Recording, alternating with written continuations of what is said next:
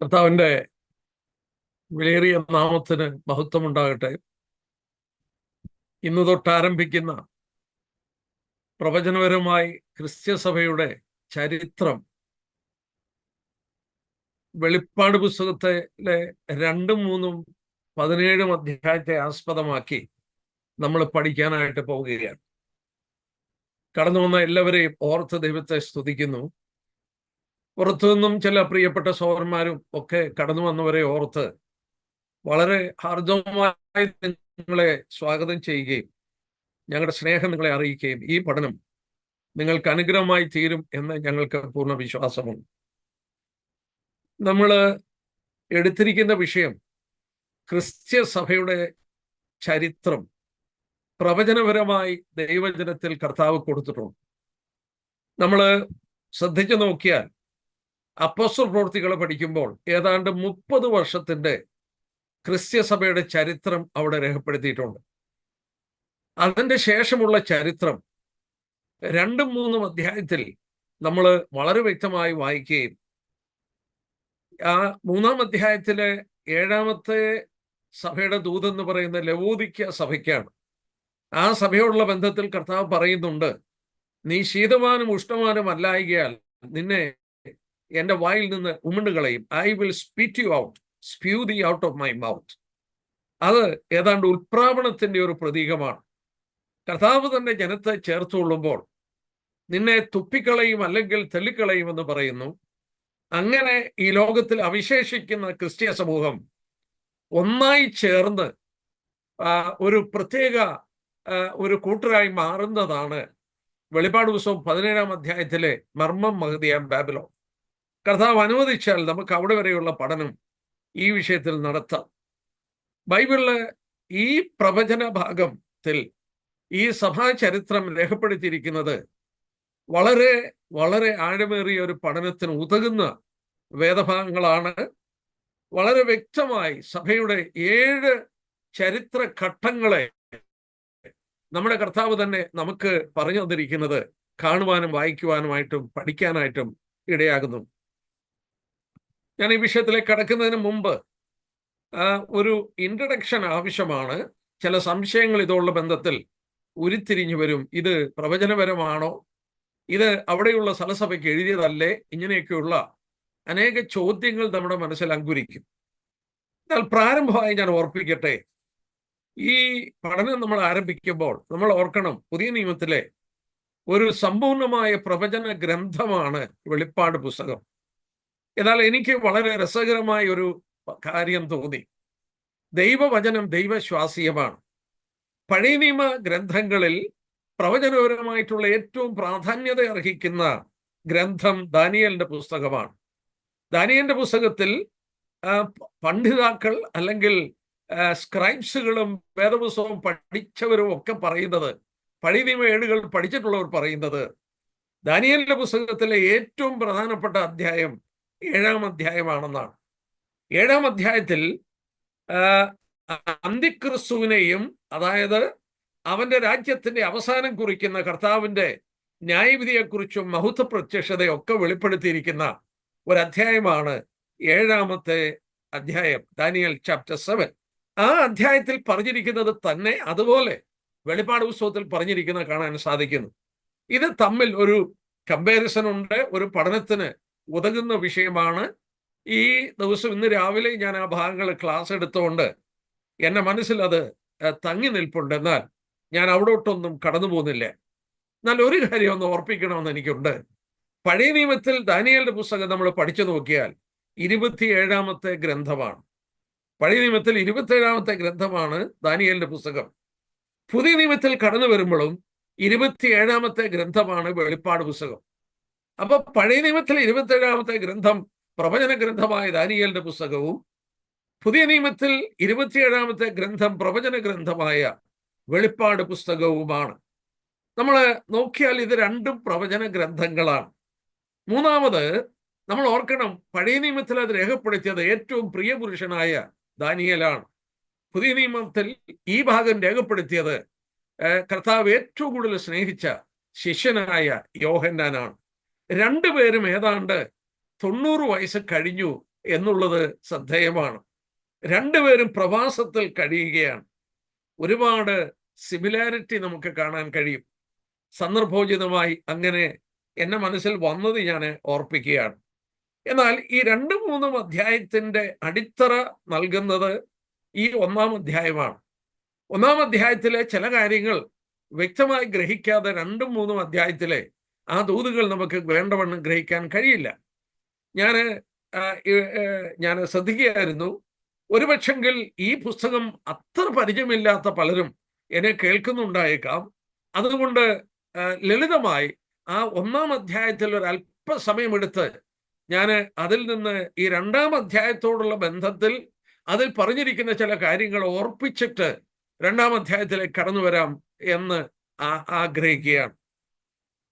നമുക്കറിയാം, ഈ 1-ാം അധ്യായം നമ്മൾ ശ്രദ്ധിക്കുമ്പോൾ അതിൻ്റെ 1-ാമത്തെ വാക്യം യേശുക്രിസ്തുവിന്റെ വെളിപ്പാട് വേഗത്തിൽ സംഭവിപ്പാനുള്ളത് തൻ്റെ ദാസന്മാരെ കാണിക്കേണ്ടതിന് ദൈവം അത് അവന് കൊടുത്തു.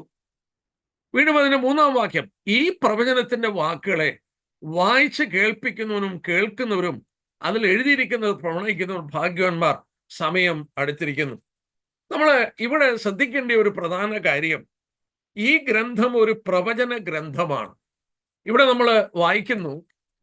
നമ്മൾ വായിച്ചപ്പോൾ കണ്ടത് ഇങ്ങനെയാണ്: വേഗത്തിൽ സംഭവിപ്പാനുള്ളത് തൻ്റെ ദാസന്മാരെ അറിയിക്കണം. 3-ാം വാക്യത്തിൽ വായിച്ചു ഈ പ്രവചനത്തിന്റെ വാക്കുകൾ. ഇവിടെ ഈ ഗ്രന്ഥം പൂർണ്ണമായി ഒരു പ്രവചന ഗ്രന്ഥമാണ്. മറ്റു വിധത്തിൽ പറഞ്ഞാൽ it has A prophetical character. ഈ പുസ്തകത്തിന്റെ ആദ്യത്തെ താളുകൾ തുടങ്ങി, വെളിപാട് പുസ്തകത്തിന്റെ ആദ്യത്തെ താള് തുടങ്ങി അവസാനം വരെ അത് പ്രവചനത്തിന്റെ ഭാഗങ്ങളാണ്, അല്ലെങ്കിൽ വേഗത്തിൽ സംഭവിക്കാനുള്ള പ്രവചന ഭാഗമാണ്. നമ്മൾ ആ ഭാഗം ഒന്നുകൂടെ ശ്രദ്ധിച്ചു നോക്കിയാട്ടെ. ഈ 7 സഭയ്ക്ക് കൊടുത്ത ദൂതോ, ആ 7 സഭയ്ക്ക് കൊടുത്ത ദൂതും നമ്മൾ ഓർക്കണം, വേഗത്തിൽ സംഭവിക്കാനുള്ള പ്രവചന രൂപേണ നൽകപ്പെട്ട ദൂതുകളാണ് 2-3 അധ്യായത്തിൽ പറഞ്ഞിരിക്കുന്നത് എന്നുള്ളത് സത്യമാണ്. നമ്മളവിടെ കണ്ടു വേഗത്തിൽ സംഭവിക്കേണ്ടത്, which must shortly come to pass. നോക്കുക, സഭയുടെ ചരിത്രത്തിലും നമുക്കറിയാം, സഭ പണിയാൻ ആരംഭിച്ചിട്ട് ഏതാണ്ട് 2000 വർഷമായി.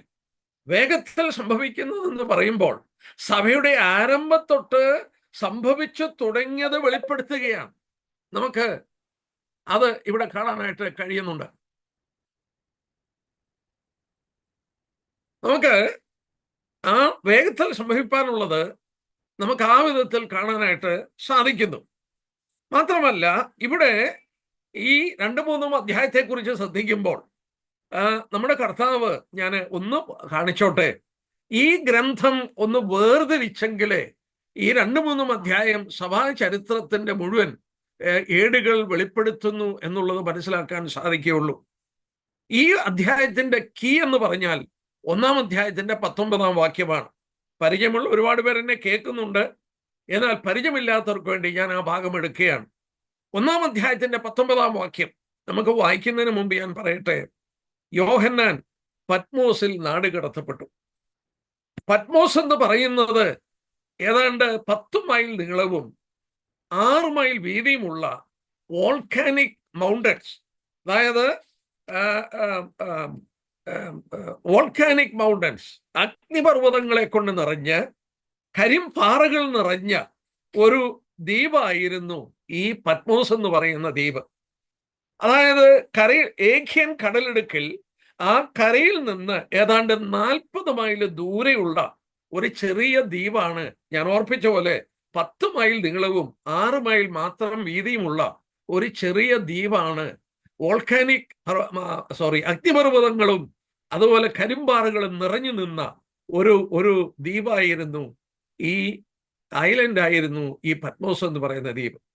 റോമൻ ഭരണകാലത്ത് അത് രാഷ്ട്രീയ തടവുകാരെയും ഒക്കെ നാട് കടത്തുന്ന ഒരു ജയില് പോലെ അവരുപയോഗിച്ചൊരു സ്ഥലമാണ് ഈ പത്മോസ് എന്ന് പറയുന്ന ഈ ദ്വീപ്. അവിടെ ബാനിഷ് ചെയ്താൽ അവിടെ ആളുകളെ കൊണ്ട് ഇട്ട് കഴിഞ്ഞാൽ, അല്ലെങ്കിൽ ശിക്ഷിച്ച് അവിടെ കൊണ്ടുപോയാൽ അവിടെ നിന്ന് രക്ഷപ്പെടാനായിട്ട് ബുദ്ധിമുട്ടാണ്. അതായത് AD 95 ഡൊമീഷ്യൻ ചക്രവർത്തി, അതിനു മുമ്പ് നീറോ ചക്രവർത്തിയുടെ പീഡയുണ്ടായിരുന്നു. നീറോ ചക്രവർത്തിയുടെ പീഡയായിരുന്നു ഭയങ്കരമായ പീഡ. നീറോ ചക്രവർത്തിയുടെ പീഡന കാലഘട്ടത്തിലാണ് അപ്പോസ്തലനായ പൗലോസിന്റെ ശിരച്ഛേദം നടത്തിയതും പത്രോസിനെ ക്രൂശിച്ചതും തിമത്യോസ് നമുക്കറിയാം, അദ്ദേഹം ഒരു ബിഷപ്പായിരുന്നു, ഒരു എൽഡറായിരുന്നു. തിമത്യോസിനെ ജനക്കൂട്ടം കൊല്ലുന്നതുമൊക്കെ ഈ നീറോയുടെ കാലഘട്ടത്തിലാണ്. എന്നാൽ അത് കഴിഞ്ഞിട്ട് ഡൊമീഷ്യൻ ചക്രവർത്തി, നീറോ ഭരിക്കുന്നത് ഏതാണ്ട് AD 67 തൊട്ടാണ്. എന്നാൽ അതിന് ശേഷം റോമൻ ചക്രവർത്തിയായി വന്ന ഡൊമീഷ്യൻ ഏതാണ്ട് AD 95 ഈ ഭയങ്കരമായ പീഡ, ഏതാണ്ട് പറയുന്നത് ഈ ഡൊമീഷ്യന്റെ പീഡന കാലഘട്ടത്തിൽ 40,000 ക്രിസ്ത്യാനികളെയെങ്കിലും കൊന്നിട്ടുണ്ട്. ചരിത്രം അത് രേഖപ്പെടുത്തിയിട്ടുണ്ട്. 40,000 പേരെയെങ്കിലും കൊന്നിട്ടുണ്ട്. ഈ യോഹന്നാനെ കൊല്ലുവാനായിട്ട് പിടിച്ചതാണ്. യോഹന്നാൻ അപ്പോൾ ഏതാണ്ട് 90 വയസ്സെങ്കിലും കാണും. വളരെ വൃദ്ധനായ സ്നേഹത്തിന്റെ അപ്പോസ്തലന്റെ മുഖത്തിൽ നിന്ന് ആ സ്നേഹത്തിന്റെ ആ ധ്വനികൾ ഒഴുകി വരുന്നത് കണ്ടിട്ടായിരിക്കാം, തന്നിൽ വിളങ്ങിയ കൃപ കണ്ടിട്ടായിരിക്കാം തന്നെ കൊല്ലാതെ ജീവനോടെ നാടുകടത്തി. ഏഖ്യൻ കടലിടുക്കിലുള്ള ഈ പത്മോസ് ദ്വീപിൽ നാടുകടത്തി 18 മാസം കഴിഞ്ഞപ്പോൾ ഡൊമീഷ്യൻ ചക്രവർത്തിയുടെ ശേഷം വന്ന ചക്രവർത്തി ഈ യോഹന്നാന്റെ നാടുകടത്തല്, ബാനിഷ്മെന്റ് മാറ്റിയിട്ട് തനിക്ക് ഈ കരയിൽ വന്ന് ജീവിക്കാനായിട്ട് അവസരം ലഭിച്ചുവെന്നാണ് പറയപ്പെടുന്നത്. അങ്ങനെയാണ് ചരിത്രത്തിൽ നമ്മൾ വായിക്കുന്നത്. ഏതായാലും താന് 18 മാസമെങ്കിലും ഈ പത്മോസ് എന്ന് പറയുന്ന ദ്വീപിൽ കിടന്നു. ഈ വൃദ്ധനായ മനുഷ്യൻ, സഹവിശ്വാസികൾ കൂടെ ഇല്ല. ഒരു കർത്തൃ ദിവസം, അത് ഞായറാഴ്ച ദിവസമാണെന്ന് നമുക്ക് കരുതാം. കാരണം അവിടെ വായിക്കുന്നുണ്ട് 10-ാം വാക്യത്തിൽ, കർത്തൃ ദിവസത്തിൽ ഞാൻ ആത്മവിവശനായി. I was in the spirit on the Lord's day. അത് ഒരു കർത്തൃ ദിവസം എന്ന് പറഞ്ഞാൽ ഞായറാഴ്ച ദിവസമാണ്. വിശുദ്ധന്മാർ കർത്താവിനെ ആരാധിക്കാൻ കൂടി വന്ന ദിവസം. യോഹന്നാൻ സഹവിശ്വാസികളുടെ കൂട്ടായ്മ ഒരു പക്ഷെങ്കിൽ ഓർത്തു കാണും. എന്നാൽ അവിടെ യോഹന്നാന് സംഭവിച്ചത്, he was taken in the spirit or I was in the spirit. അദ്ദേഹത്തെ ദൈവം ആത്മാവിലാക്കിയിട്ട് ഈ കാണുന്ന കാഴ്ചകൾ അദ്ദേഹത്തിന് കൊടുക്കുകയാണ്. വലിയൊരു ശബ്ദം തൻ്റെ പുറകിൽ കേട്ടു. ഈ പെരുവെള്ളത്തിന്റെ ഇരച്ചിൽ പോലെ, കാളനാദം പോലെയുള്ള ഒരു മഹാശബ്ദം എൻ്റെ പുറകിൽ കേട്ടു. എന്താണ് ആ ശബ്ദമെന്ന് അറിയാൻ യോഹന്നാൻ തിരിഞ്ഞപ്പോൾ യോഹന്നാൻ കണ്ടു. എന്താ കണ്ടത്? മഹത്വപൂർണനായ കർത്താവിനെ കണ്ടു. യോഹന്നാനെ കുറിച്ച് നമുക്കറിയാം, യേശുക്രിസ്തുവിന്റെ മാർവിൽ ചാരിയിരുന്ന ഒരു വ്യക്തിയാണ് യോഹന്നാൻ. ഈ ക്രിസ്തുവിന്റെ മാർവിൽ ചാരിയിരുന്ന ഏറ്റവും പ്രിയപുരുഷനായ ഈ യോഹന്നാൻ ഈ കർത്താവിനെ പത്മോസിൽ വെച്ച് അവന്റെ ബഹുദ്ധീകരിക്കപ്പെട്ട സ്റ്റേറ്റിൽ കണ്ടപ്പോൾ നാം വായിക്കുന്നു, അവന്റെ കാൽക്കൽ 18-ാം വാക്യത്തിൽ, ഞാൻ അവനവിടെ കണ്ടപ്പോൾ, അവനെ കണ്ടിട്ട് 17-ാം വാക്യം, മരിച്ചവനെ പോലെ അവന്റെ കാൽക്കൽ വീണു. നമ്മൾ ഓർക്കണം, യേശുക്രിസ്തുവിന്റെ മാർവിൽ ചാരിയിരുന്ന യോഹന്നാൻ യേശുക്രിസ്തുവിനെ മഹത്വപൂർണനായി കണ്ടപ്പോൾ മരിച്ചവനെ പോലെ അവന്റെ കാൽക്കൽ വീഴുകയാണ്. നമ്മുടെ കർത്താവ് മഹത്വം ഊരി വെച്ച് ഈ ഭൂമിയിൽ വന്നതുകൊണ്ടാണ് ശിഷ്യന്മാർക്ക് തൻ്റെ കൂടെ ഉറങ്ങുവാൻ, ഭക്ഷിപ്പാൻ, തന്നെ തൊട്ടുനോക്കുവാൻ, കേൾക്കുവാൻ ഒക്കെ സാധിച്ചത്. കാരണം അവൻ ആരാണ്? ദൈവമാണ്, സർവശക്തനാണ്, ഈ അഖിലാണ്ടത്തിന്റെ ഉടയവനാണ്, ഇവയെ സൃഷ്ടിച്ചവനും അവന്റെ ശക്തിയുള്ള വാക്കാൽ വഹിക്കുന്നവനുമാണ്. അവന്റെ മഹത്വീകരിക്കപ്പെട്ട നിലയിൽ യോഹന്നാൻ അവനെ കണ്ടപ്പോൾ മരിച്ചവനെ പോലെ വീണു. എന്നിട്ട് യോഹന്നാൻ കണ്ട കാഴ്ച 1-ാം അധ്യായത്തിൽ രേഖപ്പെടുത്തുന്നുണ്ട്. എന്താണ് താൻ കണ്ടത്? അവിടെ കണ്ടത് നാം വായിക്കുന്നുണ്ട്, 7 പൊൻനിലവിളക്കുകളെയും. അതിന്റെ 12-ാം വാക്യം നോക്കാട്ടെ. എന്നോട് സംസാരിച്ച നാദം എന്തെന്ന് കാണുവാൻ ഞാൻ തിരിഞ്ഞപ്പോൾ 7 പൊൻനിലവിളക്കുകളെയും നിലവിളക്കുകളുടെ നടുവിൽ നിലയങ്കി ധരിച്ച് മാറത്ത് പൊൻകച്ച കെട്ടിയവനായ മനുഷ്യപുത്രനോട് സദൃശനായവനെ കണ്ടു. ഇവിടെ നമ്മൾ പ്രത്യേകം ശ്രദ്ധിക്കേണ്ട ഒരു കാര്യമുണ്ട്. അതായത് യേശുക്രിസ്തുവിനെ കാണുന്നത്, യോഹന്നാൻ കാണുന്നത് 7 പൊൻനിലവിളക്കുകളുടെ നടുവിലാണ്. 7 പൊൻനിലവിളക്കുകളുടെ നടുവിലാണ് യേശുക്രിസ്തുവിനെ യോഹന്നാൻ കാണുന്നത്. ഇവിടെ നമ്മൾ ശ്രദ്ധിക്കേണ്ട ഒരു കാര്യം, ഇനി നമ്മൾ എന്നിട്ട് കർത്താവ് യോഹന്നാനോട് പറയുകയാണ്, നമുക്ക് നോക്കാം, ഈ പൊൻനിലവിളക്കുകളെയും അവന്റെ കൈകളില് 7 നക്ഷത്രം അവൻ പിടിച്ചിട്ടുണ്ട്. നമ്മൾ വായിക്കുന്ന 7 പൊൻനിലവിളക്കുകളെയും കണ്ടു. താഴോട്ട് വായിക്കുമ്പോൾ കാണുന്നുണ്ട് നമ്മൾ, അതിന്റെ 16-ാം വാക്യം, അവന്റെ വലങ്കയിൽ 7 നക്ഷത്രമുണ്ട്. അവൻ 7 പൊൻനിലവിളക്കുകളുടെ നടുവിൽ അവന്റെ വലങ്കയിൽ 7 നക്ഷത്രങ്ങൾ പിടിച്ചിട്ടുണ്ട്. വെളിപാട് പുസ്തകത്തിൽ എല്ലാം, പ്രത്യേകിച്ച് ഈ അധ്യായത്തിലൊക്കെ സിംബൽസ് ആയിട്ട് പറഞ്ഞിരിക്കുന്നു. അടയാളങ്ങളിലൂടെ ദൈവം സത്യങ്ങൾ വെളിപ്പെടുത്തുമ്പോൾ വ്യാഖ്യാനിക്കപ്പെട്ട ഒരെണ്ണം മാത്രമേ ഉള്ളൂ. ഈ അധ്യായത്തിൽ വ്യാഖ്യാനിക്കപ്പെട്ട ഒരെണ്ണം മാത്രമേ ഉള്ളൂ. എന്താണ് ഈ പൊൻനിലവിളക്കെന്നും എന്താണ് ഈ 7 നക്ഷത്രം എന്നുള്ളതും അവിടെ കർത്താവ് വ്യാഖ്യാനിച്ചു തരുന്നുണ്ട്. നമുക്ക് ആ ഭാഗം നോക്കാം.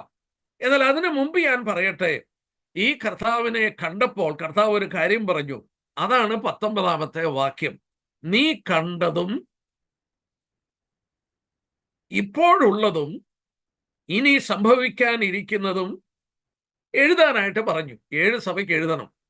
അപ്പോൾ ഈ പുസ്തകം നമ്മൾ പഠിക്കുമ്പോൾ ഒരു കാര്യം ഓർക്കണം, നമ്മുടെ കർത്താവ് തന്നെ ഈ ഗ്രന്ഥത്തെ 3ആയി തിരിച്ചിട്ടുണ്ട്.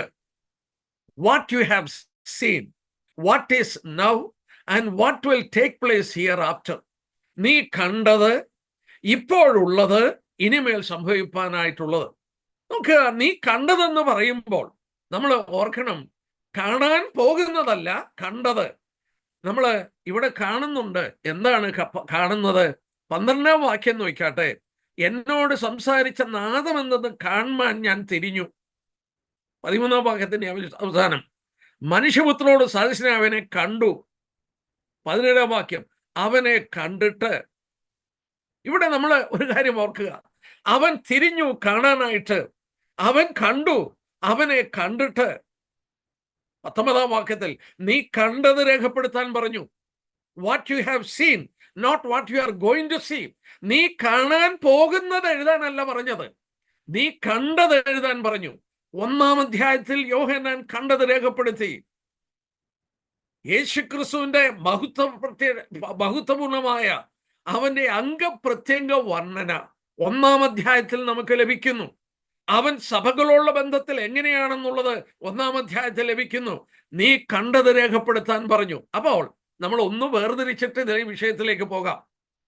1-ാം അധ്യായത്തിൽ നീ കണ്ടത് എന്ന തലക്കെട്ടിന്റെ അടിയിൽ വരുന്നത് രേഖപ്പെടുത്തിയിട്ടുണ്ട്. യോഹന്നാൻ കണ്ടു, കാണുവാൻ തിരിഞ്ഞു, അവനെ കണ്ടിട്ട്. യോഹന്നാൻ കണ്ടത് 1-ാം അധ്യായത്തിൽ രേഖപ്പെടുത്തി. 3-ാമത്തെ പോർഷൻ നമുക്ക് നോക്കാം. അപ്പോൾ 2-ാമത്തെ പോർഷൻ മനസ്സിലാകും.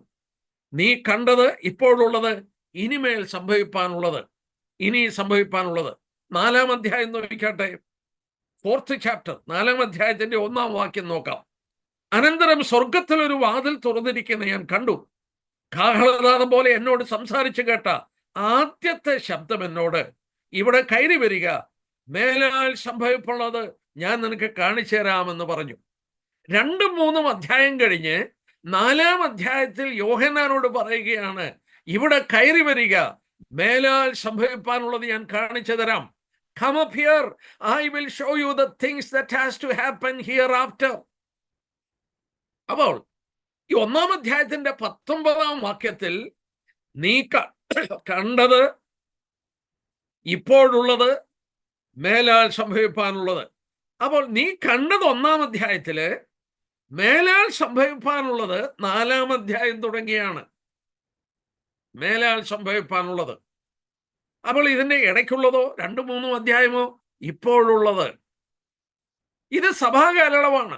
ഈ സഭാകാലയളവിൽ നടക്കുന്നത് 2-3 അധ്യായത്തിൽ, അല്ലെങ്കിൽ ഇപ്പോഴുള്ളത് എന്നുള്ള വാക്കിൽ അത് വരുന്നു. ഞാൻ ഒന്നുകൂടെ അതിന്റെ ഡിവിഷൻ പറഞ്ഞു വിടുകയാണ്. ഞാൻ ഇത്രയും അത് എംഫസൈസ് ചെയ്ത് പറയുന്നതിന്റെ കാരണം, ഇത് ഈ പുസ്തകം ഗ്രഹിക്കുവാൻ ഈ ഡിവിഷൻ വളരെ അത്യന്താപേക്ഷിതമാണ്. കർത്താവാണ് ഇത് വേർതിരിച്ചത്. 1-ാം അധ്യായത്തിന്റെ 19-ാം വാക്യം, നീ കണ്ടത്, യോഹന്നാൻ കണ്ടു മഹത്വപൂർണനായ കർത്താവ് 7 പൊൻനിലവിളക്കുകളുടെ നടുവിൽ നടക്കുന്നു. അവന് നിലയങ്കി ധരിച്ചിട്ടുണ്ട്, മാറത്ത് കച്ചയുണ്ട്, മനുഷ്യപുത്രനോട് സദൃശനായവൻ. ഒരു ന്യായാധിപന്റെ ചിത്രമാണ്, ഒരു മഹാപുരോഹിതന്റെ ചിത്രമാണ്. ഇത് രണ്ടും കൂടെ ചേർന്നിട്ടാണ് ഒരു മഹാപുരോഹിതനും ന്യായാധിപനുമായി ആ 7 നിലവിളക്കുകളുടെ നടുവിൽ അവൻ നടക്കുകയാണ്. അത് 1-ാം അധ്യായത്തിൽ കണ്ടു. 2-3 അധ്യായം 7 സഭകൾക്കുള്ള ദൂതാണ്. 2-3 അധ്യായത്തിൽ 7 സഭകൾക്കുള്ള ദൂതാണ്. അതേതാണ്? ഇപ്പോഴുള്ളത്. 4-ാം അധ്യായത്തിൽ സഭായുഗം കഴിഞ്ഞിട്ട് ഇവിടെ കയറി വരിക, മേലാൽ സംഭവിക്കാനുള്ളത് ഞാൻ കാണിച്ചു തരാം എന്ന് രേഖപ്പെടുത്തുകയാണ്. അപ്പോൾ വളരെ വ്യക്തമായി നമുക്ക് ഇവിടെ ഒരു കാര്യം ഗ്രഹിക്കാനായിട്ട് കഴിയുന്നു. എന്താണെന്ന് ചോദിച്ചാൽ, ഇതിന്റെ 3 ഡിവിഷൻ. നീ കണ്ടത് 1-ാം അധ്യായം, ഇപ്പോഴുള്ളത് 2-3 അധ്യായം, മേലാൽ സംഭവിക്കാനുള്ളത് നമ്മൾ ഓർത്തതുപോലെ മേലാൽ സംഭവിക്കാനുള്ളത് 4-ാം അധ്യായത്തിൽ ആരംഭിക്കുകയാണ്. നമ്മുടെ പഠന വിഷയം ആ 2-3 അധ്യായമാണ്. 2-3 അധ്യായമാണ്. ഈ 2-3 അധ്യായം ഇപ്പോഴുള്ളത് എന്ന ഭാഗത്തിൽ കടന്നു വരികയാണ്. ഇവിടെ നമുക്ക് നോക്കാം, ഈ എന്തിനാണ് ഈ 7 സഭകൾക്ക് ദൂത് കൊടുത്തത്? അതിൽ കൂടുതൽ സഭകൾ അവിടെ ഇല്ലേ? ഉണ്ട്. ഉദാഹരണമായിട്ട് ഞാൻ വാക്യങ്ങൾ എടുക്കാതെ പറയട്ടെ. കൊലോസ്യ സഭ, കൊലോസ്യർ 1:2 വായിക്കുന്നുണ്ട്, കൊലോഷ്യൻ ചർച്ച്. 2, ഹിയറപ്പോലിസ്, കൊലോഷ്യൻ ചാപ്റ്റർ 4:13, ഹിയറപ്പോലിസ് എന്ന് പറയുന്ന സഭയുണ്ട്. ട്രാവോസ് എന്ന് പറയുന്ന സഭ 2 കൊരിന്ത്യർ 2:12 ഉണ്ട്. മിലത്തോസിലെ സഭ അപ്പോസ്തലപ്രവൃത്തി 20:17. ഈ സഭകളൊക്കെ ഈ പറഞ്ഞ 7 സഭകളുടെ ഏതാണ്ട് അടുത്തുള്ള സഭകളാണ്. ആ സഭകളെ ഒന്നും തിരഞ്ഞെടുക്കാതെ എന്തിനാണ് കർത്താവ് 7 സഭകളെ മാത്രം തിരഞ്ഞെടുത്തത്? വായി എന്തിനാണ്? ഈ ആസ്യ മൈനർ എന്ന് പറഞ്ഞാൽ നമ്മുടെ ഏഷ്യയല്ല, ആസ്യ മൈനർ, ആ പുരാതന കാലത്തിലെ ആസ്യ മൈനർ എന്ന് പറയുന്നത് റോമൻ പ്രൊവിൻസിന്റെ ഒരു ഒരു ഒരു ഭാഗമായിരുന്നു ഈ ആസ്യ. പെർഗമമായിരുന്നു അതിന്റെ തലസ്ഥാനം. അവിടെ 7 സഭകളിൽ കൂടുതൽ സഭകളുണ്ട്. നമ്മൾ ഓർത്തതുപോലെ കൊലോസി, ഹിയറപ്പോലിസ്, ട്രാവോസ്, മിലറ്റോസ് എന്ന് പറയുന്ന സഭകളൊക്കെ അവിടെ ഉണ്ട്. എന്നാൽ 7 സഭകളെയാണ് കർത്താവ് തെരഞ്ഞെടുത്തത്.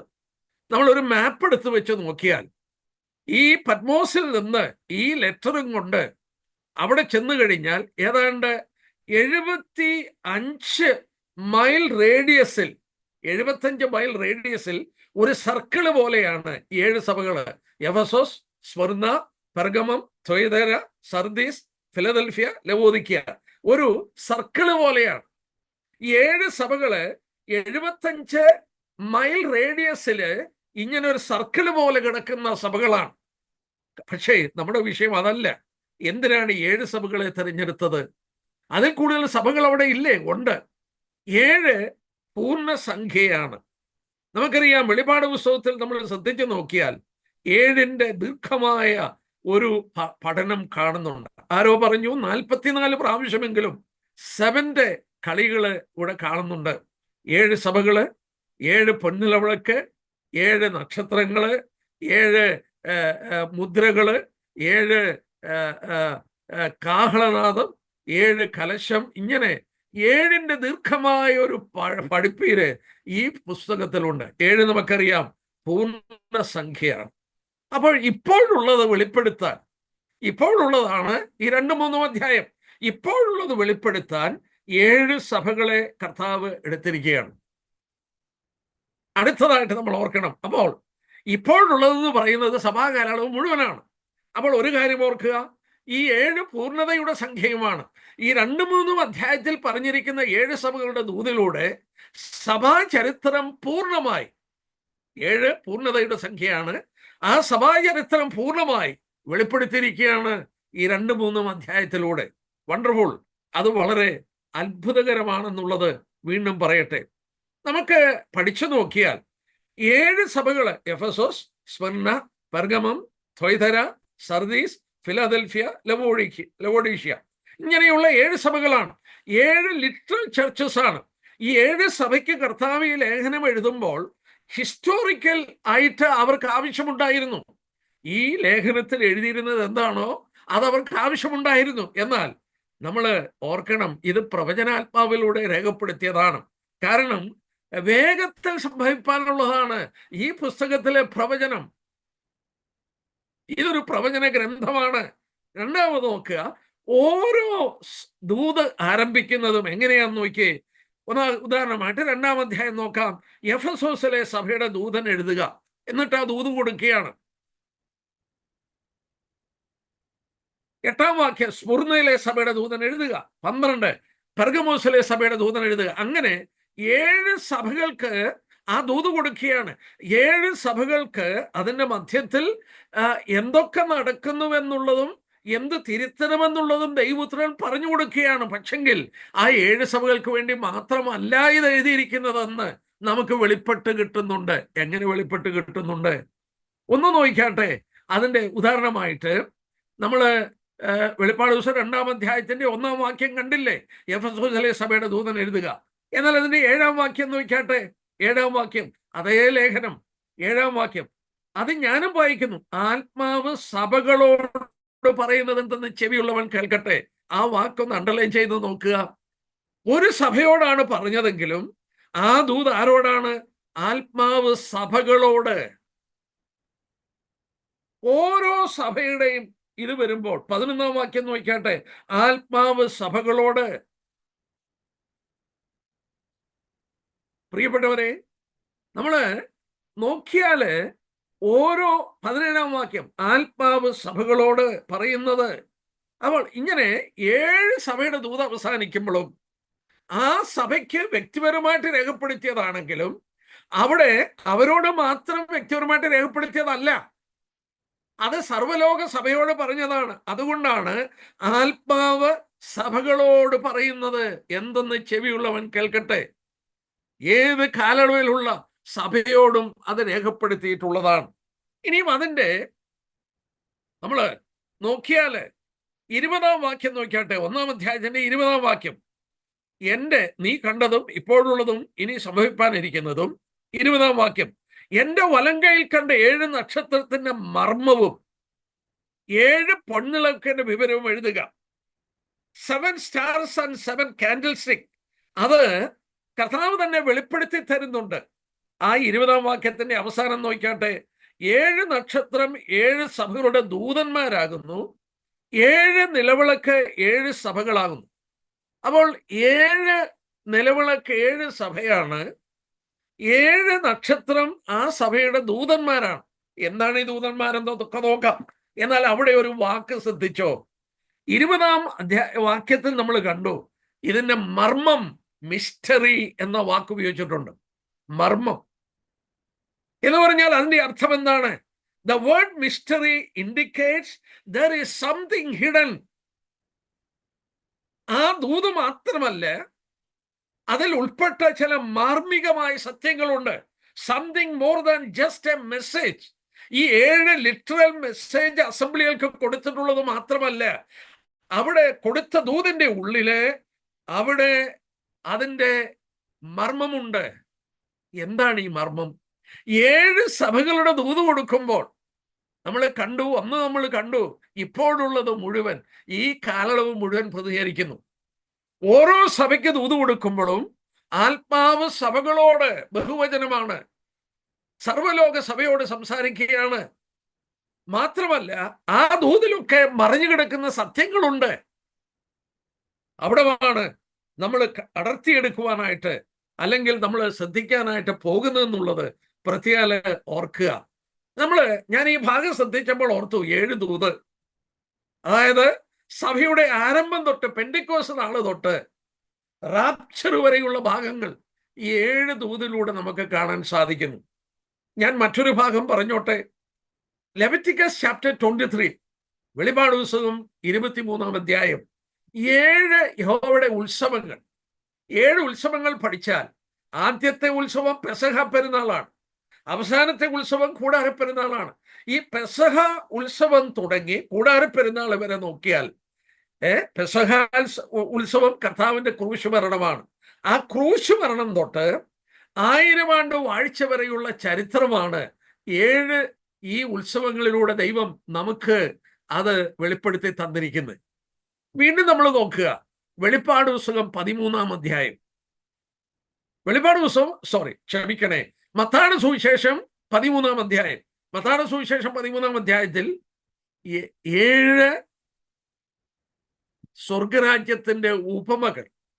ഈ സ്വർഗരാജ്യത്തിന്റെ 7 ഉപമകളിൽ നമ്മൾ ശ്രദ്ധിച്ചു നോക്കിയാൽ കർത്താവിന്റെ അഭാവത്തിൽ ഇവിടെ സംഭവിക്കുന്നത്, വരവ് വരെ സംഭവിക്കുന്നത് ആ ഉപമകളിലൂടെ, 7 ഉപമകളിലൂടെ കർത്താവ് പറയുകയാണ്. അപ്പോൾ 3 വേദഭാഗം നമുക്ക് ഇങ്ങനെ കാണാം. ലെവിറ്റിക്കസ് ചാപ്റ്റർ 23, ലേവ്യ പുസ്തകം 23, യഹോവയുടെ 7 ഉത്സവങ്ങൾ. പെസഹ പെരുന്നാൾ തുടങ്ങി കൂടാര പെരുന്നാൾ വരെ. പെസഹ പെരുന്നാൾ ക്രിസ്തുവിന്റെ മരണത്തെ കാണിക്കുമ്പോൾ കൂടാര പെരുന്നാൾ 1000 ആണ്ട് വാഴ്ച കാണിക്കുന്നു. അപ്പോൾ ക്രിസ്തുവിന്റെ മരണം തൊട്ട് 1000 ആണ്ട് വാഴ്ച വരെയുള്ള ചരിത്രം ഈ 7 ഉത്സവങ്ങളിൽ പ്രവചനാത്മാവിൽ മറഞ്ഞു കിടക്കുന്ന സത്യങ്ങളുണ്ട്. വെളിപ്പാട് പുസ്തകം 2-3 അധ്യായത്തിൽ 7 സഭകളുടെ ദൂത്, സഭയുടെ ആരംഭം തൊട്ട് അവസാനം വരെ സഭയിലുള്ള ചരിത്രം മാർമികമായി സർവലോക സഭകളോട് ദൈവം സംസാരിക്കുന്നുണ്ട് പ്രവചനാത്മാവിൽ. മത്തായിയുടെ സുവിശേഷം 13-ാം അധ്യായത്തിൽ 7 സ്വർഗരാജ്യത്തിന്റെ ഉപമകൾ പറയുമ്പോൾ ഈ വെളിപ്പാട് പുസ്തകം 2-3 അധ്യായത്തിൽ പറഞ്ഞിരിക്കുന്ന ഭാഗം തന്നെയാണ് അവിടെ പറഞ്ഞിരിക്കുന്നത് കാണുമ്പോൾ അത്ഭുതം തോന്നും, നമുക്ക് അത്ഭുതം തോന്നും. പല വിധത്തിൽ പഠിക്കാമെന്നാൽ ഞാൻ ആ പ്രവചനാത്മാവിൽ ആ ഭാഗം എടുത്ത് കാണിക്കുകയാണെന്ന് പ്രത്യേക ഓർപ്പിച്ചു പോവുകയാണ്. ഈ 3 ഭാഗവും അങ്ങനെയുള്ളൊരു പഠനം നമുക്ക് ലഭിക്കുന്നു. അതോർത്ത് ദൈവത്തെ നമുക്ക് വളരെ സ്തുതിപ്പാനും സ്നേഹിപ്പാനായിട്ടും കഴിയും. നമ്മൾ നോക്കുക, ഇവിടെ വീണ്ടും നമ്മൾ ഓർക്കുക, ഈ ദൂത് അടുത്തായിട്ട് നമ്മൾ കാണാൻ പോവുകയാണ്. അവന്റെ വലം കൈയിൽ 7 നക്ഷത്രമുണ്ട്. അവിടെ 7 പൊൻനിലവിളക്ക്. 13-ാം വാക്യം തിരിഞ്ഞപ്പോൾ 7 പൊൻനിലവിളക്കുകളുടെ നടുവിൽ നടക്കുകയാണ്. അവന്റെ വലം കൈയിൽ 16-ാം വാക്യം, വലം കൈയിൽ 7 നക്ഷത്രമുണ്ട്. അതിന്റെ വ്യാഖ്യാനം നമുക്ക് 20-ാം വാക്യത്തിന്റെ അവസാനത്തിൽ കിട്ടുന്നുണ്ട്. 7 നക്ഷത്രം 7 സഭകളാണ്. 7 പൊൻനിലവിളക്കുകളെ വിവരം എഴുതുക. 7 നക്ഷത്രം 7 സഭകളുടെ ദൂതന്മാരാണ്. 7 നിലവിളക്ക് 7 സഭകളാണ്. ഇവിടെ വളരെ ചിന്തനീയമായ ഒരു കാര്യം ഞാൻ ഓർപ്പിക്കാം എന്ന് കരുതുന്നു. സഭയെ പ്രതിനിധീകരിച്ചിരിക്കുന്നത് 7 പൊൻ നിലവിളക്കുകളിലൂടെയാണ്. നോക്കുക, നിലവിളക്ക് ഡെക്കറേഷൻ ഉള്ള സാധനമല്ല. നമ്മൾ ഇന്ന് കാണുന്ന നിലവിളക്കുകളൊക്കെ ഡെക്കറേഷൻ ഉപയോഗിക്കുമ്പോൾ സഭയെ പ്രതിനിധീകരിക്കുന്ന പൊൻനിലവിളക്ക് ഒന്നാമത് അതിന്റെ വില മനസ്സിലാക്കി തരുന്നു. പൊന്നുകൊണ്ടുള്ളൊരു വിളക്ക് വളരെ വിലപിടിപ്പുള്ളതാണ്. കർത്താവിന്റെ സഭ യേശുക്രിസ്തുവിന്, ദൈവത്തിന് വലിയ വിലയാണ്. എന്താ കാരണം? തൻ്റെ പുത്രന്റെ ചോരയാൽ വിലയ്ക്ക് വാങ്ങിയവരുടെ കൂട്ടമാണ് ഈ സഭ. ആ സഭയെ കാണിക്കുന്ന നിലവിളക്ക് പൊന്നുകൊണ്ടുണ്ടാക്കിയ നിലവിളക്കാണ്. എന്റെ സഹോദരന്മാരെ, അത് വളരെ നമുക്ക് അതിന്റെ വില മനസ്സിലാക്കാൻ ഒരു വാക്യം എൻ്റെ മനസ്സിൽ ഓടി വരുന്നു. അപ്പോസ്തലപ്രവൃത്തി 20-ാം അധ്യായം. ഞാൻ ആ ഭാഗം ഒന്ന് കാണിച്ചോട്ടെ. അതിന്റെ ഭാഷാന്തരം ചിലത് വായിച്ച് ഞാൻ വളരെ അത്ഭുതപ്പെട്ടു പോയിട്ടുണ്ട്. അവിടെ 28-ാം വാക്യം, നിങ്ങളെ മിലത്തോസിൽ നിന്ന് എഫെസോസ് സഭയിലെ മൂപ്പന്മാരെ വരുത്തി അവരോട് ആത്മാവിനാൽ പൗലോസ് പറയുകയാണ്. 28-ാം വാക്യം, നിങ്ങളെ തന്നെയും താൻ സ്വന്തം രക്തത്താൽ സമ്പാദിച്ചിരിക്കുന്ന ദൈവസഭയെ, സ്വന്തം രക്തത്താൽ സമ്പാദിച്ച ദൈവസഭയെ.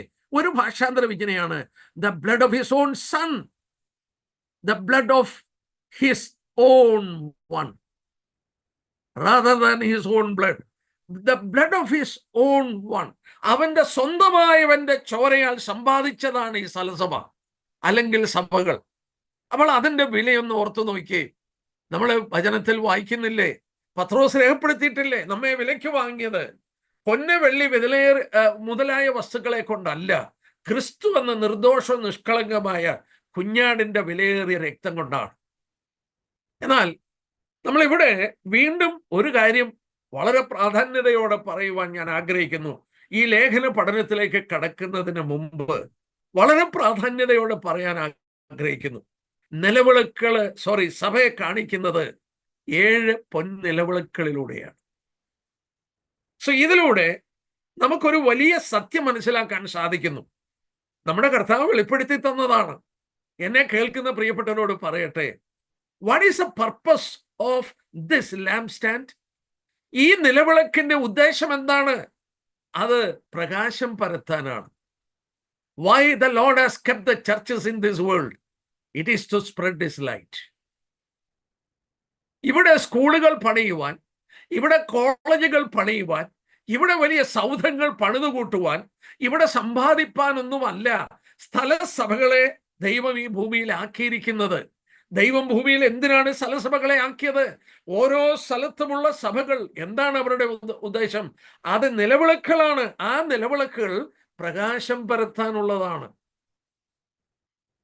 The duty of every church is to spread the light. ആ സഭയെ പ്രതികരിക്കുന്നത് പൊൻവിളക്കാണ്. ഞാനിങ്ങനെ പറയട്ടെ, ആരോ ഒരു ഭക്തനായ മനുഷ്യൻ പറഞ്ഞതുപോലെ, ഈ വിളക്കുകളുടെ പ്രകാശം കുറഞ്ഞു പോകുമ്പോൾ അവയുടെ കരിന്തിരികളൊക്കെ മുറിച്ചു കളഞ്ഞ് ആ തിരികളെ എണ്ണയിൽ മുങ്ങി ഉയർത്തി അതിന് കൂടുതൽ പ്രകാശപൂരിതമാക്കി തീർക്കുവാൻ ഒരു മഹാപുരോഹിതനായി, ന്യായാധിപനായി, ഒരു സ്വർണ്ണ കത്രികയുമായി ഈ സഭകളുടെ മധ്യത്തിൽ നടക്കുന്നവനാണ് ദൈവത്തിന്റെ പുത്രൻ. He is in midst of his church with a golden snuffers to snuff out the burned portion and lift up the wick so that it will spread more light. ഈ സഭകളിലുള്ള കരിന്തിരികളെ മാറ്റിയിട്ട് അവ കർത്താവിന് വേണ്ടി കൂടുതൽ ശോഭിക്കുവാൻ, പ്രകാശം പരത്തുവാൻ വേണ്ടി കർത്താവ് ഈ സഭകളുടെ മധ്യത്തിൽ ഒരു സ്വർണ്ണ കത്രികമായി നടക്കുന്നതായിട്ടാണ് രേഖപ്പെടുത്തിയിരിക്കുന്നത്. സത്യമാണ്. ഈ 7 സഭകളിലും അവിടെയുള്ള പരിഹരിക്കപ്പെടേണ്ട കാര്യങ്ങൾ, അവയുടെ കുറിച്ചുള്ള ഉദ്ദേശങ്ങൾ നിവർത്തിക്കപ്പെടാൻ ആ കരിന്തിരികൾ എന്താണെന്നുള്ളത് കർത്താവ് കാണിച്ചു കൊടുക്കുകയാണ്. അത് മുറിച്ചു മാറ്റുവാൻ അവൻ പുരോഹിതനായി അതിൻ്റെ മധ്യത്തിലാണ്. നമ്മൾ ഓർക്കണം, രണ്ടാമത് കർത്താവ് അവിടെ തരുന്ന വെളിപ്പാട് അവന്റെ വലങ്കയിലുള്ള 7 നക്ഷത്രം. അതാരാണ്? സഭകളുടെ ദൂതന്മാരാണ്. ഞാനൊരു അല്പസമയം അവിടെ ഒന്ന് എടുത്തോട്ടെ. സഭയുടെ ദൂതന്മാരാണ്. നമ്മൾ പഠിക്കാൻ പോവുകയാണ് 2ഉം 3ഉം അധ്യായം. ഈ 2ഉം 3ഉം അധ്യായം നമ്മൾ പഠിക്കുമ്പോൾ നമ്മൾ കാണാൻ പോകുന്ന ഒരു സംഭവമുണ്ട്. എന്താണെന്ന് ചോദിച്ചാൽ, ഓരോ ദൂതും എഴുതുന്നത് ആ സഭയുടെ ദൂതനാണ്. 2ാം അധ്യായത്തിന്റെ 1ാം വാക്യം എഫെസോസിലെ സഭയുടെ ദൂതൻ എഴുതുക. 2, 8ാം വാക്യം സ്മുർദയിലെ സഭയുടെ ദൂതൻ എഴുതുക. 12ാം വാക്യം പെർഗമോസിലെ സഭയുടെ ദൂതൻ എഴുതുക. 18ാം വാക്യം ഥൊയ്ദയിലെ സഭയുടെ ദൂതൻ എഴുതുക. 3ാം അധ്യായം സർദീസ് സഭയിലെ ദൂതൻ എഴുതുക. 7ാം വാക്യം 3:7 ഫിലദൽഫിയ സഭയുടെ ദൂതൻ എഴുതുക. അതിന്റെ 3ാം അധ്യായത്തിന്റെ 14 ലവോദിക്ക സഭയുടെ ദൂതൻ എഴുതുക. അപ്പോൾ കർത്താവ് ദൂത് കൊടുക്കുന്നത് നേരെ സഭയ്ക്ക് കൊടുക്കുകയല്ല. പിന്നെ എങ്ങനെയാ കൊടുക്കുന്നത്? ദൂതന്മാർക്കാണ് ഈ ദൂത് കൊടുക്കുന്നത്. വളരെ കൺഫ്യൂഷൻ. ദൂതന്മാര് സഭയോട് ദൂതറിയിക്കുമോ? കൊർന്നല്യോസിന്റെ ഭവനത്തിൽ ദൂതൻ കടന്നു എന്ന് പറയുന്നുണ്ട്. തോൽക്കന്നലായ ശീമോന്റെ വീട്ടിൽ പത്രോസ് ഉണ്ട്. അവനെ വിളിക്കാനായിട്ട് ആവശ്യപ്പെടുന്നത് ദൂതന്മാരാണ്. അവൻ വന്ന് നിങ്ങളോട് സംസാരിക്കും. ദൂതന്മാർക്ക് വേണമെങ്കിൽ ഈ കൺവേ ചെയ്യാം. എന്നാൽ ആ സുവിശേഷം പറയുവാൻ ദൂതന്മാർക്ക് അനുവാദം കൊടുത്തില്ല. ആ ദൂതനെ അയച്ച് പത്രോസിനെ വിളിക്കുവാനായിട്ട് പറഞ്ഞു. അങ്ങനെ കൊർന്നല്യോസിന്റെ വീട്ടിൽ പത്രോസ് വന്നിട്ടാണ് ദൂതറിയിക്കുന്നത്. കർത്താവ് ഇവിടെ 7 സഭകളുടെ ദൂതന്മാർക്കാണ് ദൂത് കൊടുക്കുന്നത്. നമുക്ക് അവിടെ ഒന്ന് പരിശോധിക്കാം.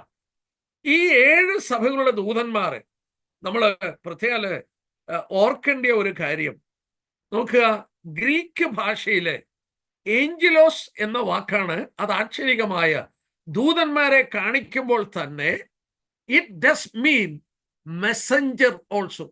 മെസ്സഞ്ചറിനും ആ വാക്ക് ഉപയോഗിച്ചിട്ടുണ്ട്. ഞാൻ വചനത്തിൽ നിന്ന് തന്നെ എടുത്തു കാണിക്കാം. 2 കൊരിന്ത്യർ 8:23 എടുത്താട്ടെ. 2 കൊരിന്ത്യർ 8:23, 2 കൊരിന്ത്യൻസ് ചാപ്റ്റർ 8. ഇത് വളരെ ഗൗരവമായി നമ്മൾ പഠിക്കേണ്ട ഒരു വേദഭാഗമാണ്. 2 കൊരിന്ത്യർ 8-ാം അധ്യായത്തിന്റെ 23-ാം വാക്യം നോക്കാട്ടെ. തീത്തോസ് എനിക്ക് കൂട്ടാളിയും നിങ്ങൾക്ക് ആയിട്ട് കൂട്ടുവേലക്കാരനുമാകുന്നു. നമ്മുടെ സഹോദരന്മാർ സഭകളുടെ ദൂതന്മാരും ക്രിസ്തുവിന് മഹത്വവുമാകുന്നു. അവരാരാ? സഭയ്ക്ക് ദൂതന്മാരെന്ന് പറയുമ്പോൾ നമ്മുടെ മനസ്സിൽ ഓടി വരുന്ന ഏഞ്ചൽസ് അല്ല, ദൂതറിയിക്കുന്ന ദൂതന്മാരെയാണ് അവിടെ പറഞ്ഞിരിക്കുന്നത്. ദൂതന്മാരെയാണ്. വീണ്ടും നമ്മള് 1 യോഹന്നാൻ 1:5 അറിയാവുന്ന വാക്യങ്ങളിൽ ചിലത് ഞാനങ്ങ് പറഞ്ഞു പോകാം. 1 യോഹന്നാൻ 1:5, ഞങ്ങൾ അവനോട് കേട്ടത് നിങ്ങളോട് അറിയിക്കുന്ന ദൂതാകുന്നു. മലാക്കി 2:7 നമുക്ക് അതുകൂടെ ഒന്ന് വായിക്കാം. മലാക്കിയുടെ പുസ്തകം പഴയ നിയമത്തിലും ആ വാക്ക് ഉപയോഗിക്കുന്നു. മലാക്കിയുടെ പുസ്തകം 2-ാം അധ്യായം, അവിടെ അതിൻ്റെ 7-ാമത്തെ വാക്യം നമുക്ക് നോക്കാം. മലാക്കിയുടെ പുസ്തകം 2-ാം അധ്യായത്തിന്റെ 7-ാമത്തെ വാക്യം ഇങ്ങനെയാണ് വായിക്കുന്നത്: പുരോഹിതൻ സൈന്യങ്ങളുടെ യഹോവയുടെ ദൂതനാകിയാൽ അവന്റെ അധരങ്ങൾ പരിജ്ഞാനം സൂക്ഷിച്ചു വെക്കേണ്ടതും ഉപദേശം അവനോട് ചോദിച്ചു പഠിക്കേണ്ടതുമല്ലോ. പുരോഹിതൻ ആരാണ്? സൈന്യങ്ങളുടെ യഹോവയുടെ ദൂതനാണ്. നമ്മൾ ഓർത്ത ആക്ച്വലി ഏഞ്ചൽസ് അല്ല, മെസ്സഞ്ചർ എന്നാണ് അവിടെ ഉദ്ദേശിച്ചിരിക്കുന്ന ഉദ്ദേശം. 2 കൊരിന്ത്യരിൽ നമ്മൾ കണ്ടു മെസ്സഞ്ചർ എന്നാണ് ആ ദൂതറിയിക്കുന്നവരെ പറഞ്ഞിരിക്കുന്നത്. ലൂക്കോസ് 7:24, യോഹന്നാന്റെ ദൂതന്മാർ പോയ ശേഷം. അതും ഏഞ്ചൽസ് അല്ല, അവന് വേണ്ടി സംസാരിച്ച ആളുകളാണ്. ലൂക്കോസ് 9:51, തനിക്ക് മുമ്പായി ദൂതന്മാരെ അയച്ചു. സഹോദരന്മാരെ, ഒരു കാര്യം ഞാൻ തീർത്തു പറയട്ടെ. നമ്മൾ വെളിപ്പാട് പുസ്തകം 2-3 അധ്യായം ദീർഘമായി പഠിക്കാൻ പോകുമ്പോൾ ഒരു കാര്യം ഓർക്കണം. 7 ദൂതും കർത്താവ് കൊടുത്തത് ദൂതന്മാർക്കാണ്, മെസ്സഞ്ചേഴ്സിനാണ്. അപ്പൊ അങ്ങനെ മെസ്സഞ്ചേഴ്സ് ആയിട്ട് സഭയിലുണ്ടോ ആളുകൾ? കർത്താവ് നേരിട്ട് സഭയ്ക്ക് കൊടുക്കുകയല്ല, സഭയിലുള്ള എല്ലാവരോടും കർത്താവ് പറയുകയല്ല ഈ ദൂതുകൾ. കർത്താവ് അത് കൊടുത്തത് ആർക്കാണ്? മെസ്സഞ്ചറിനാണ്, ദൂതനാണ്. ആരാണ് ആ ദൂതൻ? ആ സഭയോട് ദൂതറിയിക്കുന്ന വ്യക്തിയാണ്. അങ്ങനെയുണ്ടോ സഭയ്ക്ക്? യെസ്. ഒരു സ്ഥലസഭയെ കുറിച്ച് പഠിക്കുമ്പോൾ നമുക്ക് അപ്പോസ്തലപ്രവൃത്തി 20-ാം അധ്യായം എടുക്കാം. പൗലോസ് മിലത്തോസിൽ നിന്ന് എഫെസോസിലെ, നമ്മൾ ആദ്യം പഠിക്കാൻ പോകുന്ന സഭ ആ സെയിം സഭയാണ്. എഫെസോസിൽ നിന്ന് മൂപ്പന്മാരെ വരുത്തി. അപ്പോസ്തലപ്രവൃത്തി 20-ാം അധ്യായം. അവരെ വരുത്തിയിട്ട് പറഞ്ഞ വാക്ക് നോക്കിയാട്ടെ, 28-ാം വാക്യം: നിങ്ങളെ തന്നെയും താൻ സ്വന്തം രക്തത്താൽ സമ്പാദിച്ചിരിക്കുന്ന ദൈവത്തിന്റെ സഭയെ മേയ്പാൻ പരിശുദ്ധാത്മാവ് നിങ്ങളെ അധ്യക്ഷരാക്കി വെച്ച ആട്ടിൻകൂട്ടത്തെ മുഴുവനെയും സൂക്ഷിച്ചുകൊള്ളുവിൻ. Take heed. ആരോടാ പറഞ്ഞത്? അധ്യക്ഷന്മാർ അല്ലെങ്കിൽ മൂപ്പന്മാരോട്. നിങ്ങൾ അവരെ ടേക്ക് കെയർ ചെയ്തോണം. Take heed in to yourself and to the flock. The Holy Ghost has made you overseer. ഇവിടെ കൊണ്ട് തീരുന്നില്ലേ? മൂപ്പന്മാർക്ക് തന്നെ ഈ ചുമതല ഇട്ടുകൊടുക്കാൻ കഴിയില്ല. നമ്മൾ എഫേസ്യ ലേഖനം 4-ാം അധ്യായം നിർത്താട്ടെ. കഴിഞ്ഞ ദിവസങ്ങളിലൊക്കെ ഞാൻ എപ്പോഴും ഓർക്കുന്ന ഒരു ഭാഗമാണ്. ഉയർച്ചെന്നേറ്റ കർത്താവ് സഭയ്ക്ക് നോക്കിയാട്ടെ അതിൻ്റെ കൃപാവരങ്ങളുള്ളവരെ നൽകുന്നു. 11-ാം വാക്യം: ചിലരെ അപ്പോസ്തലന്മാരായും, എഫേസ്യർ 4:11 ചിലരെ അപ്പോസ്തലന്മാരായും, അവൻ ചിലരെ അപ്പോസ്തലന്മാരായും, ചിലരെ പ്രവാചകന്മാരായും, ചിലരെ സുവിശേഷകന്മാരായും, ചിലരെ ഇടയന്മാരെ ഉപദേശകന്മാരായും നിയമിച്ചു. നമ്മളിവിടെ അപ്പോസ്തലന്മാര്, പ്രവാചകന്മാര്, സുവിശേഷകന്മാര്, ഇടയന്മാര്, ഉപദേശകന്മാർ അല്ലെങ്കിൽ ടീച്ചേഴ്സ്. ഇതിൽ നമ്മൾ വളരെ വ്യക്തമായി 2-ാം അധ്യായത്തിന്റെ 20-ാം വാക്യത്തിൽ വായിക്കുന്നുണ്ട്, അപ്പോസ്തലന്മാരും പ്രവാചകന്മാരും എന്ന അടിസ്ഥാനത്തിൽ മേലാണ് സഭയെ പണിതത്. പിന്നീട് സഭയിൽ ആരാ ഉള്ളത്? സുവിശേഷകന്മാര്, ഇടയന്മാര്, ടീച്ചേഴ്സ്. ഇവരെ സഭയ്ക്ക് നൽകിയിരിക്കുന്നത് എന്തിനാണ്? താഴോട്ടുള്ള വാക്യം നോക്കണം. എന്തിനാണ്? നാം എല്ലാവരും വിശ്വാസത്തിലും, 12ാം വാക്യം, നാം എല്ലാവരും വിശ്വാസത്തിലും ദൈവത്തിനെ കുറിച്ച് പരിജ്ഞാനത്തിലും ഐക്യതയിലും തികഞ്ഞ പുരുഷത്വവും ക്രിസ്തുവിന്റെ സമ്പൂർണതയായ പ്രായം അളവ് പ്രാപിക്കുവോളം വിശുദ്ധന്മാരുടെ യഥാസ്ഥാനത്തിനായുള്ള ശുശ്രൂഷയുടെ വേലയ്ക്കും ക്രിസ്തുവിന്റെ ശരീരത്തിന്റെ ആത്മീക വർധനയ്ക്കും, ഇങ്ങനെ നാം ഇനി മനുഷ്യരുടെ ചതിയാലും ഉപായത്താലും തെറ്റിച്ചു കളയുന്ന തന്ത്രങ്ങളിൽ കുടുങ്ങിപ്പോകുവാൻ തക്കവണ്ണം ഉപദേശത്തിന്റെ ഓരോ കാറ്റിനാൽ അലിഞ്ഞുഴയുന്ന ശിശുക്കളായിരിക്കാതെ സ്നേഹത്തിൽ സത്യം സംസാരിച്ച് ക്രിസ്തു എന്ന തലയോളം സകലത്തിലും വളരുവാൻ ഇടയാകും. അപ്പൊ ക്രിസ്തുവിന്റെ ശരീരമായ സഭ വളരണം, ആത്മീകമായി വളരണം, ഉപദേശത്തിൽ വളരണം. ആരുടെ ശുശ്രൂഷ മൂലമാ? സുവിശേഷകന്മാരും ഇടയന്മാരും ഉപദേഷ്ടാക്കന്മാരും, teachers, evangelist, elders and teachers, ഈ 3 കൂട്ടരെ ഉയർത്തെഴുന്നേറ്റ കർത്താവ് ഓരോ സ്ഥലസഭയ്ക്കും ആക്കുന്നു. നിങ്ങൾ സഭയെ നോക്കിക്കോണം. Take heed. ആ എൽഡേഴ്സിനോട് പറഞ്ഞു, ടേക്ക് ഹീഡ് ദ ഫ്ലോക്ക്. അവരാണ് ഉപദേശ കാര്യങ്ങൾ നോക്കേണ്ടത്. ഈ പറഞ്ഞ ആളുകൾ, ഈ 3 കൂട്ടം ആളുകളുണ്ടല്ലോ, അവർ ആത്മിക വർധനയ്ക്കായിട്ട്, വിശുദ്ധന്മാരുടെ യഥാസ്ഥാനത്തിനായിട്ട്, ക്രിസ്തുവിന്റെ സമ്പൂർണ്ണ പ്രായം എത്തുവോളം ആത്മീയ വർധന പ്രാപിപ്പാൻ, ക്രിസ്തുവെന്ന ശിരസോളം വളർന്നു വരുവാൻ. ഫിലിപ്പ് ലേഖനം 1:1 നോക്കാട്ടെ. ഫിലിപ്പ് ലേഖനം 1:1 ഒരു മാതൃക സഭയാണ്. ഈ ഫിലിപ്പ് ലേഖനത്തിൽ വായിക്കുമ്പോൾ 1-ാം വാക്യം, യേശുക്രിസ്തുവിന്റെ ദാസനായ പൗലോസും തിമോഥെയോസും ഫിലിപ്പിയിൽ യേശുക്രിസ്തുവിലുള്ള സകല വിശുദ്ധന്മാർക്കും അധ്യക്ഷന്മാർക്കും ശുശ്രൂഷകന്മാർക്കും കൂടി എഴുതുന്നത്. ആ സഭയിൽ ആരൊക്കെയുണ്ട്? Saints, bishops or deacons, bishops or overseers and deacons, ശുശ്രൂഷിക്കുന്നവർ. ഈ 3 കൂട്ടർ സഭയിലുണ്ട്. വിശുദ്ധന്മാരുണ്ട്, അവിടെ എൽഡേഴ്സ് ഉണ്ട്, അല്ലെങ്കിൽ ബിഷപ്സ് ഉണ്ട്, അവിടെ ഡീക്കൻസ് ഉണ്ട്, ശുശ്രൂഷകൾ നടത്തുന്നവരുണ്ട്. എഫെസ്യത്തിൽ വന്നപ്പോൾ സുവിശേഷകന്മാരും ടീച്ചേഴ്സും ആ എൽഡേഴ്സിനോട് ചേർന്ന് സഭയുടെ ആത്മിക വർധനയ്ക്കായി, ഞാൻ പറയുമ്പോൾ ക്ഷമിക്കണം,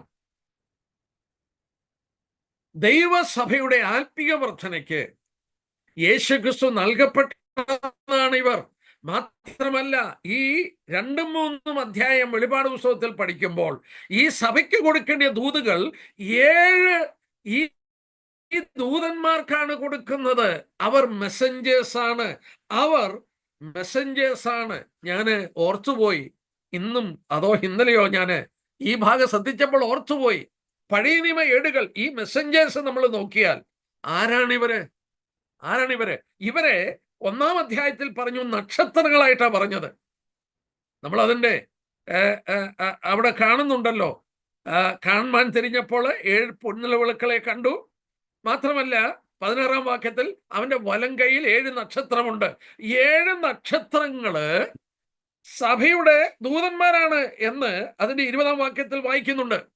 ദൂത് കൊടുക്കുന്നവരാ, അവരെ വലം കൈയിൽ പിടിച്ചിരിക്കുകയാണ്. ആ ദൂതന്മാർക്കാണ് ദൂത് കൊടുക്കുന്നത്. പഴയ നിയമ ഏടുകൾ ശ്രദ്ധിച്ചു നോക്കിയാൽ സമാഗമന കൂടാരം, ബ്യൂട്ടിഫുൾ സ്റ്റഡി ഓഫ് ചർച്ച്. സമാഗമന കൂടാരം ദൈവം അവരുടെ മധ്യത്തിൽ വസിക്കുമ്പോൾ ഈ സമാഗമന കൂടാരത്തോട് അടുത്ത് നിൽക്കുന്ന ആരാന്നറിയാമോ? മെറാറികൾ വടക്ക് ഭാഗത്ത്, ഗർഷോന്യര് വെസ്റ്റേൺ പാർട്ടില്, അതുപോലെ കഹാത്യര് തെക്ക് ഭാഗത്ത്.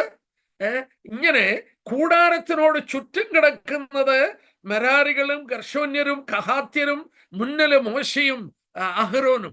മറ്റൊരു വിധത്തിൽ പറഞ്ഞാൽ ഇവരാണ് ശുശ്രൂഷകന്മാർ. പഴയ നിയമ ശുശ്രൂഷകന്മാരാണ് ഇവര്. അവരെവിടെയാണ് താമസിക്കുന്നത്? ദൈവത്തോട് അടുത്താണ് അവരെ താമസിപ്പിച്ചിരിക്കുന്നത്. They are very close with God. ഈ ദൂതന്മാരെ കുറിച്ച് വീണ്ടും നോക്കാം.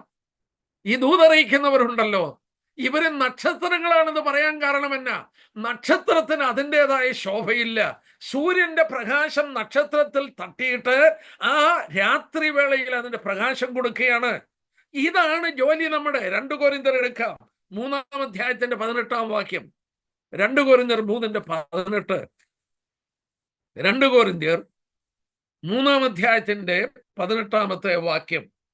അവിടെ ഇങ്ങനെയാണ് വായിക്കുന്നത്: എന്നാൽ മൂടുപടം നീങ്ങിയ മുഖത്ത് കർത്താവിന്റെ തേജസ്സിനെ കണ്ണാടി പോലെ പ്രതിബിംബിക്കുന്നവരായി നാം എല്ലാവരും, വിശുദ്ധന്മാരെല്ലാവരും അങ്ങനെ തന്നെ, മൂടുപടം നീങ്ങിയ മുഖത്ത് കർത്താവിന്റെ തേജസ്സിനെ കണ്ണാടി പോലെ പ്രതിബിംബിക്കണം. സ്റ്റാർസ്, നക്ഷത്രങ്ങൾ സൂര്യപ്രകാശം പ്രതിഫലിപ്പിക്കുകയാണ്. കർത്താവിനോട് അടുത്ത് നിൽക്കുന്നവരാണ് ഇവര്, ശുശ്രൂഷകന്മാർ, മെസ്സഞ്ചേഴ്സ്. അവർ കർത്താവിൽ നിന്ന് ദൂത് പ്രാപിക്കുന്നു, അവനോട് അടുത്തിരിക്കുന്നു. അവർ ആ ദൂതുകൾ സഭയ്ക്ക് കൊടുക്കുന്നു.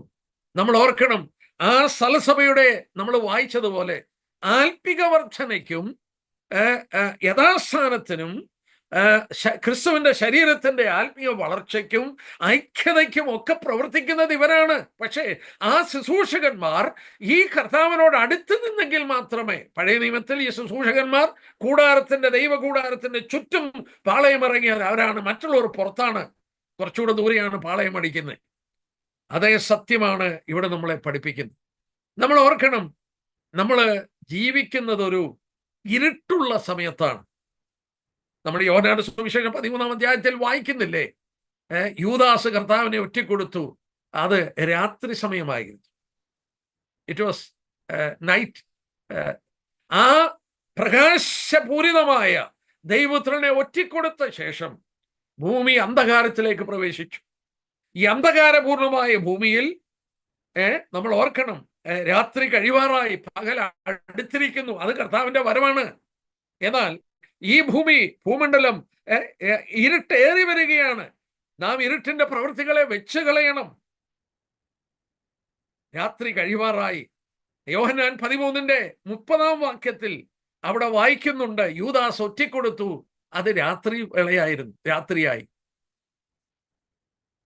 നമ്മൾ ഇവിടെ കാണുന്നത് ഒരു ഇരുട്ടിന്റെ സന്ദർഭം. നിലവിളക്ക് കത്തിക്കുന്നത് രാത്രിയിലാണ്, നക്ഷത്രങ്ങൾ തിളങ്ങുന്നത് രാത്രിയാണ്. എന്റെ സഹോദരന്മാരെ, നമ്മൾ ജീവിക്കുന്ന ഈ കാലമെന്ന് പറഞ്ഞാൽ ഇരുട്ടിന്റെ സമയമാണ്. ആ കൂരിരുട്ടേറി വരികയാണ്.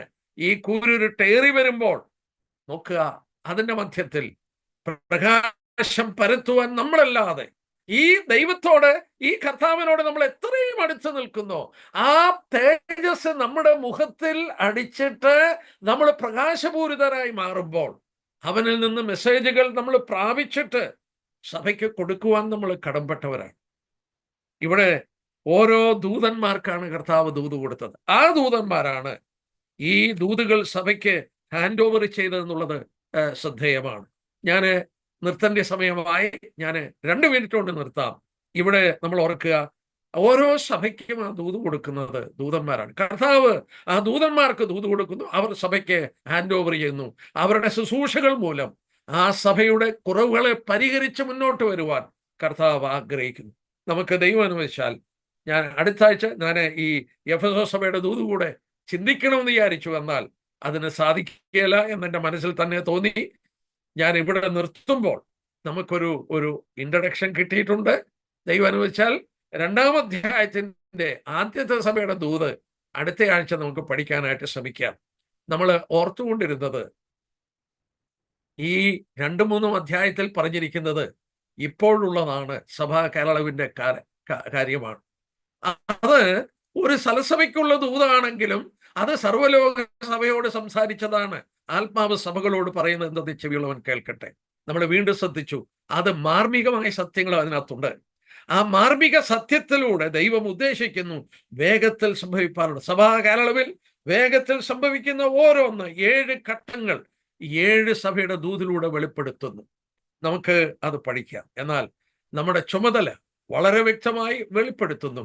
രാത്രി വേള നിറഞ്ഞു നിൽക്കുന്ന ഈ ഭൂമിയിൽ പ്രകാശം പരത്തുവാൻ ചോര കൊടുത്ത് വിലയ്ക്ക് വാങ്ങിയ ദൈവസഭ അവരുടെ കുറവുകളെ പരിഹരിച്ചെങ്കിൽ മാത്രമേ ആ പ്രകാശം പരത്തുകയുള്ളൂ. അവരെക്കുറിച്ചുള്ള പർപ്പസ്, ഈ നിലവിളക്കിന്റെ purpose is to spread the light, not for any other purpose. ദൈവം സഹായിക്കട്ടെ. നമുക്ക് അവനോട് കൂടുതൽ അടുത്തിരുന്ന് അവന്റെ ഹിതം മനസ്സിലാക്കി അവൻ ആഗ്രഹിക്കുന്ന പോലെ പ്രകാശം പരത്തുന്ന ഒരു സലസഭകളായി നമുക്ക് ശോഭിക്കാൻ ദൈവം നമ്മളെ സഹായിക്കട്ടെ. നമ്മുടെ കടമയും അതുള്ള ബന്ധത്തിൽ നമ്മളെ ഓർപ്പിക്കുന്നു. കർത്താവിന്റെ നാമം മഹത്വപ്പെടുവാൻ ഇതുമൂലം ഇടയാകട്ടെ. അവന്റെ വലിയ നാമം മഹത്വപ്പെടട്ടെ.